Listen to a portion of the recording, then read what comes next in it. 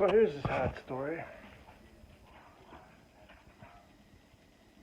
And start by asking the question, does anyone care? Once upon a time, there were two superheroes.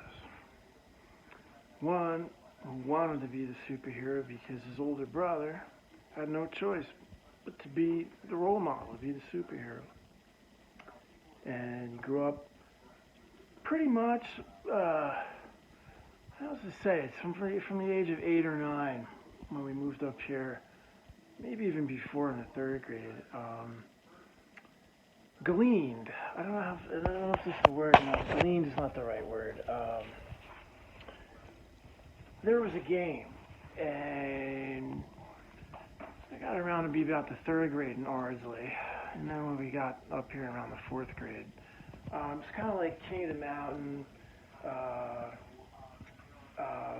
it was kind of like dodgeball, where it was the last man standing, the last three people, and then you could take all the steps you want and take a dodgeball. You know, it was like you could palm it and just go up and throw it right in the middle of somebody's thigh or their I don't know if testicles is you're allowed to say testicles, but in their private parts.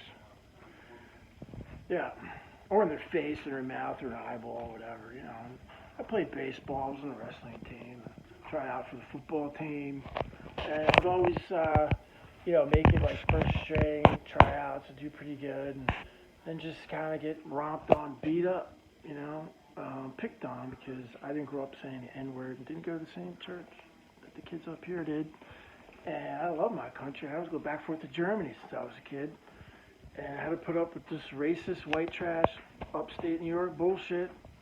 Come from a kid who was born in Manhattan and grew up in Mount Vernon until the third, fourth grade. Came up here, and they're beating the crap out of the first kid I made friends with. It just happened to be Afro Rican, if you call it that nowadays.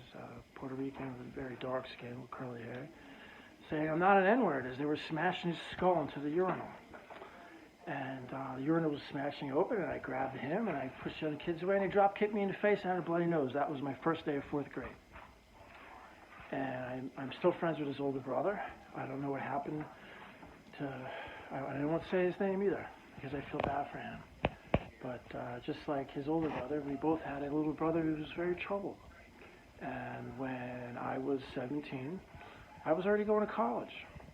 Yeah, I was lucky enough to have convinced, the police department, the probation department, superintendent of the school, that I suppose having hashish in my pocket and feather in my hair and being in a jazz band and being really popular and driving my BMW, that me and my dad built with a Ferrari exhaust system, a Porsche transmission, 5-speed, Weber carburetors lowered to the ground. Was a bad example to the other kids, because I was going to SUNY Purchase instead of going to senior year. All because it was just horrific. Actually, those were some of the golden years of my life up till I was 17, but in high school it was pretty horrific and violent. And then being on a wrestling team and going to try out for football because I could throw and catch the ball really good at football. My friends, that. Good shape, man. I like a dog catch and throw frisbee, any kind of ball all day long. Like you catch me watching sports too much unless I'm with my friends. It's the Super Bowl or the World Series. But I won't be like that. The ball goes back and forth. My brain just likes to play sports. I like to throw and catch. I was really good at that. So football tryouts was always like, oh, Ollie's going to try out for it. Boom. They would just kind of tackle me and beat me up because I was on a wrestling team since 5th grade. And I kick anybody's ass. I don't give a fuck, except for a couple kids who were a little older. He was a captain of the wrestling team. I ain't get a lot. Okay. Couldn't,